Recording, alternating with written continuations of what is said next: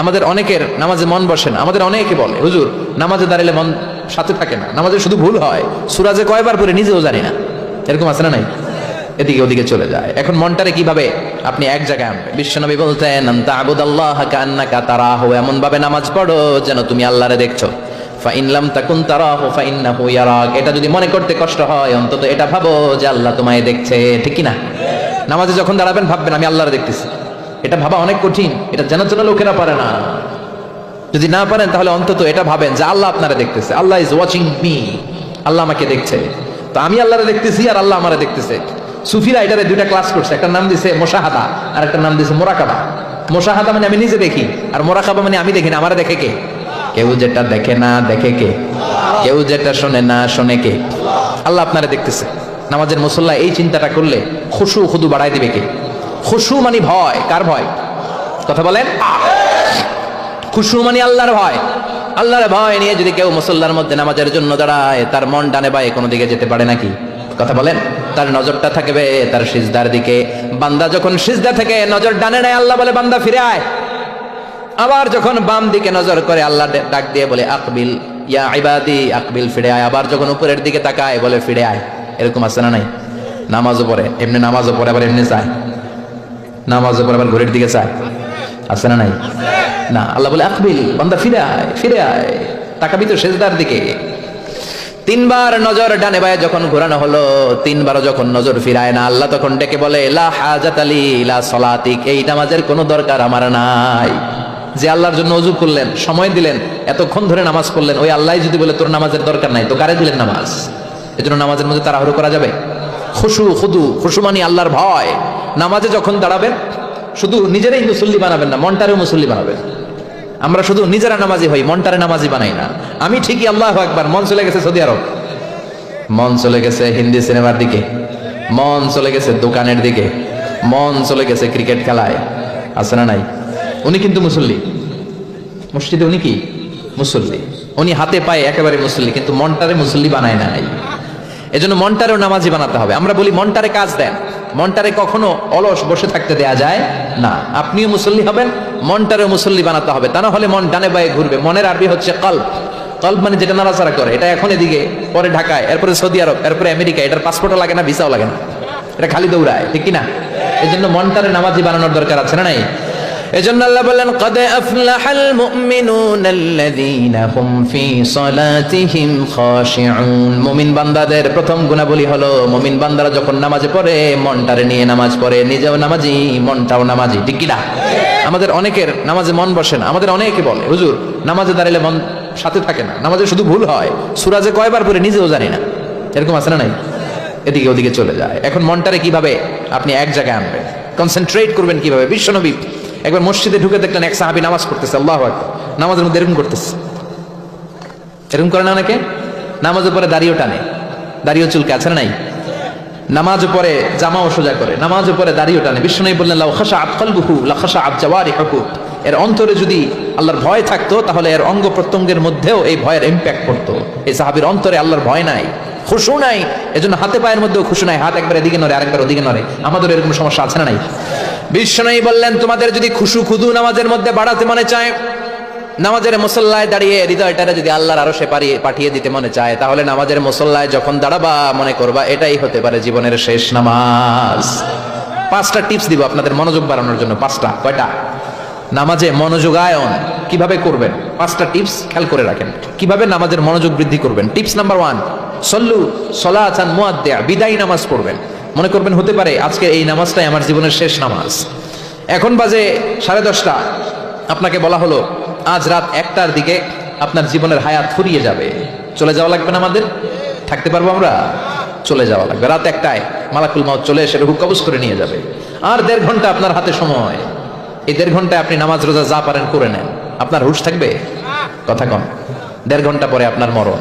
আপনি তাড়াতাড়ি করে ওযু করে আসবেন, যা নামাজে দাঁড়াবেন, মনে মনে ভাববেন আজকে জনমের মতো মাফ চাবো আল্লাহর কাছে, আকাম কুকাম যা করছি সব কাইন্দা একেবারে মাফ করায় ফেলাম আল্লাহর কাছে। ঠিক কিনা? সেদিন আপনি ওযু করবেন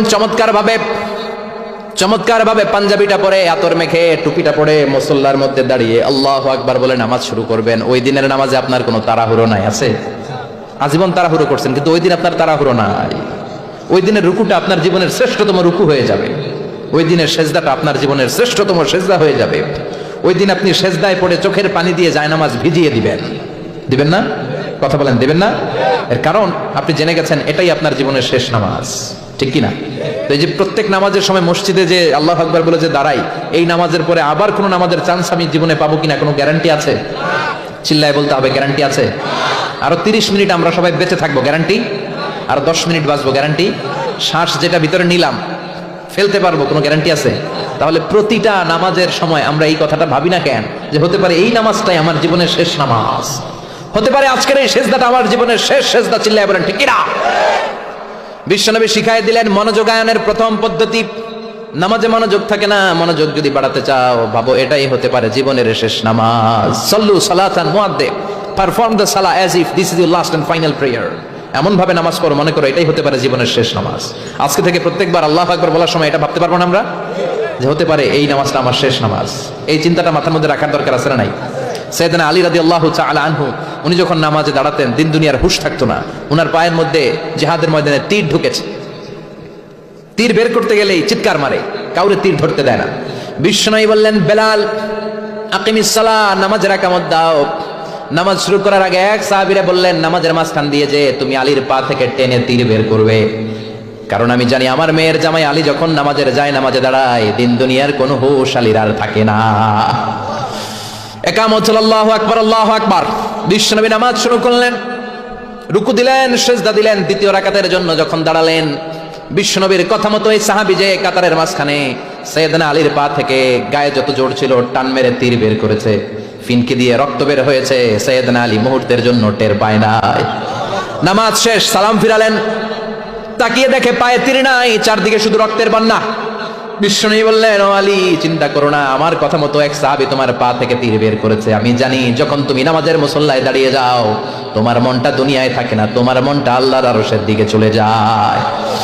তোমার নামাজের মধ্যে খুশু খুদু এত বেড়ে যায়, আখিরাতের কথা এত তোমার স্মরণ হয়ে যায়, নামাজের মধ্যে তোমার পায়ের তীর টেনে বের করেছে, এক সেকেন্ডের জন্যও তুমি টের পাও নাই রে আলী। সুবহানাল্লাহ। উনি মনে করতেন এটাই জীবনের শেষ নামাজ। সাহাবারা যখন মরুভূমিতে নামাজ পড়তে দাঁড়াতেন আকাশের পাখিগুলো এসে সাহাবাদের মাথার মধ্যে বসে যেত।